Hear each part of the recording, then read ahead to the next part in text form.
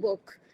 It is, as I've already stated in the endorsement that figures in that book, it's a meticulously researched book and a lucidly presented book as well. So the arguments that Akhil has presented in the book are very persuasive and very logical. It's about the contemporary politics in Assam, but for all of us here, I think it's a book which has arguments which are not specific to Assam, but have, in some senses, encompassing, because they can be projected onto the state of contemporary politics in the country. So the way I've read this book is to look at it as specifically about Assam, but also about things that we can learn about the way in which, as Datta describes it, the BJP's practice of steady saffronization works at large. So it is a book about, it tells us about how the strategies of BJP are, in terms of not just winning elections through what one could call a business model of the BJP, but also the way in which the political rhetoric of BJP is fashioned in a way that it accommodates to specific contexts of each state, but also presents a larger narrative that holds true for the entire country. So I draw my the points that I would like to flag today draw from my own interests, and those interests I read Akhil's book. And there are 2 points or 2 arguments that I would want to flag specifically, and they pertain to 3 chapters in the book. The 2 chapters on citizenship in the book. One is on the NRC, which he very appropriately titles The Unmaking of a Consensus. And the second is the CAA, which he looks at in terms of the what he calls the political destiny of Assam. And the third chapter that I would flag is the chapter on the dream sellers economy, promises and populism. And there's a reason why I find these 3 chapters more interesting for myself than the others, because I feel that they very cogently look at how what one could call the BJP's strategy of the nationalization of the political space, not just in Assam, but in much of the country. So that's one argument that I thought the book is urging us to look at. And therefore that argument is not specific to Assam, but also has resonance for a lot of people outside Assam. And the second problem, I thought, a second argument that Datta is making very cogently through the chapter on populism and promises and the dream sellers economy is about the kind of leadership that populism thrusts on us, and how the populist rhetoric is woven into and sutured with the right-wing politics of the BJP. And I think both these go together, the nationalization of the political space and the populist politics that's woven into the right-wing rhetoric of the BJP and the model of leadership that politics presents. So looking at pushing the first argument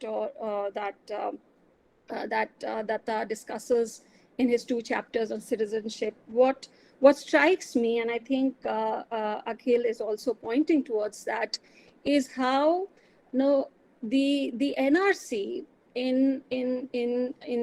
insidious ways somehow dismantled the consensus around citizenship that had been built through the Assam Accord. And it's an interesting argument because a lot of times, and I think that argument also needs to be complicated, because a lot of times the legitimation of the NRC is sought through the Assam Accord. And although the NRC is often in a lot of writings traced to the Assam Accord, the Assam Accord itself, even when it talks about it talks about through clause 5 of the the need for detecting and deporting illegal migrants and resolve thereby the foreigners question, the preparation of a national register of citizens is not something that the Assam Accord envisages. So how do we look at that relationship is something I think it's important for us here to ponder upon. And I thought that one of the ways of doing that is to look at the Assam Accord itself as having gone through different lives. And one of the ways in which one looks at the Assam Accord, and something that kind of comes back to us and is thrown back to us in the anti-CAA movement, is to look at it in terms of a, as Datta rightly calls it, as a a public contract, and a contract to which two sides were party to, and those terms, the terms of the accord cannot be undermined unless both parties agree to it. So the idea that the Assam Accord is some kind of an agreement between two consenting parties and is of a public interest nature is something that is associated with the accord in the context of the politics in which the accord was made, and as a negotiated agreement for peace, as Datta calls it. No, it sought to, and it was supposed to resolve the citizenship question. So while the agreement did resolve for that period the citizenship question in Assam, no, it also left it simmering. So in the sense that it wasn't completely resolved, even with the citizenship agreement, the amendment in the Citizenship Act in 1985-86, and it continued to simmer and figured again. And I think that 2005 moment in which the Assam Accord figures in that particular signpost of the Sarbanand Sonowal judgment then becomes important, because there is a different figuration of Assam in that context of the scrapping of the IMDT Act. And somehow, if one looks at the text of the judgment, the text reflects the political context in which the Assam Accord was brought back into the public discourse. And the bringing back of the accord in the public discourse was in a different frame altogether. The court instructed that the accord be implemented clause by clause, and at the same time, it kind of projected the anxiety of Assam around the presence of illegal migrants to the entire country, so that the entire country had to be similarly anxious about the what the judgment called the invidious and silent invasion into Assam, and also goes on to say that the misplaced and misconceived notions of secularism should not stand in the way of implementing the provisions of citizenship that would address the question of the illegal migrants. So in the context of 2005, we see a different kind of configuration, a figuration of the accord in something like a national risk context and the security state context. In 2014 and 15, we see yet again a different figuration of the Assam Accord. And here with the Assam Samilita Mahasangh judgment, which initiated the preparation of the NRC, we see the accord yet again being brought into the judicial discourse and the public discourse again, as something that would legitimate the NRC and the processes of the NRC that would henceforth be unleashed onto Assam would also potentially in a different form be implemented in the rest of the country. But what I found extremely interesting in the entire trajectory of the bringing back of the Assam Accord in judicial discourses and public debates was the way in which Clause 5 and Clause 6 of the Accord are somehow often spoken of in the same breath. But no, in the context of politics,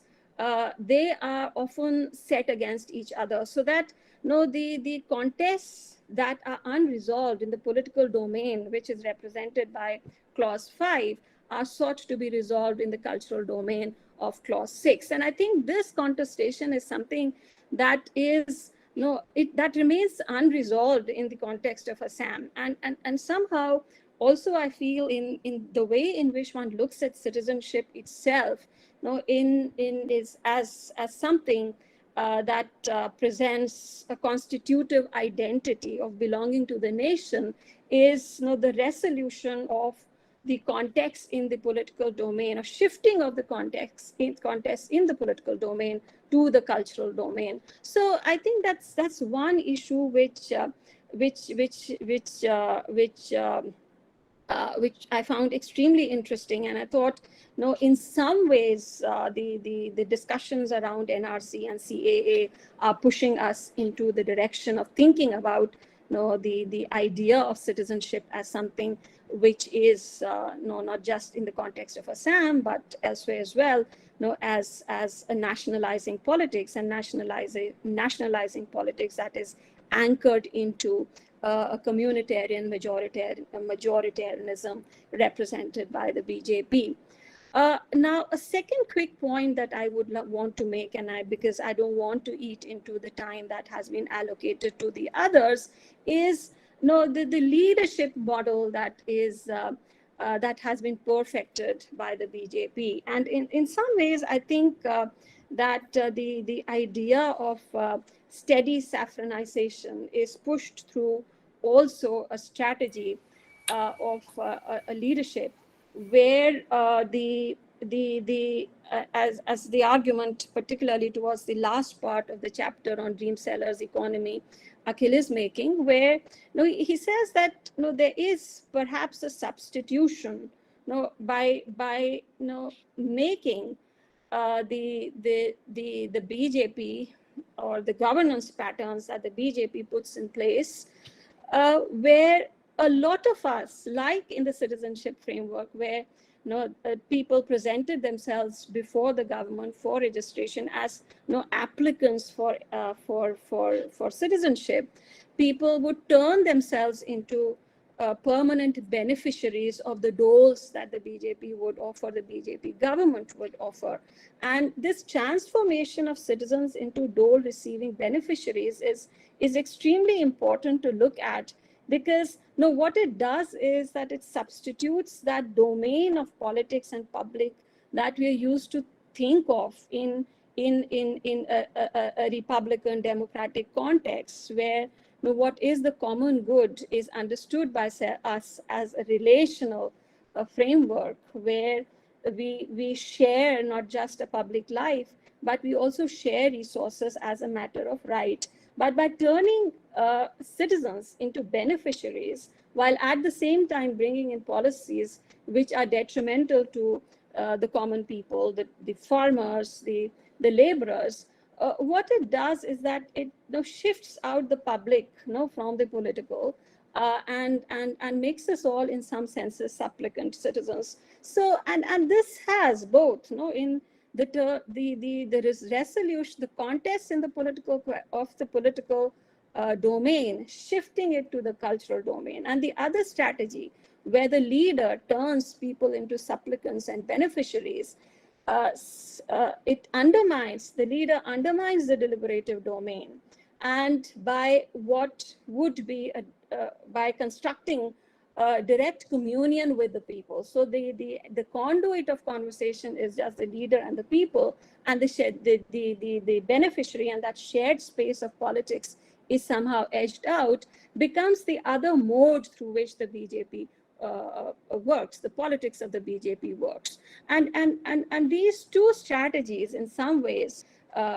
constitute what one would call perhaps a winning model, electoral model for the BJP.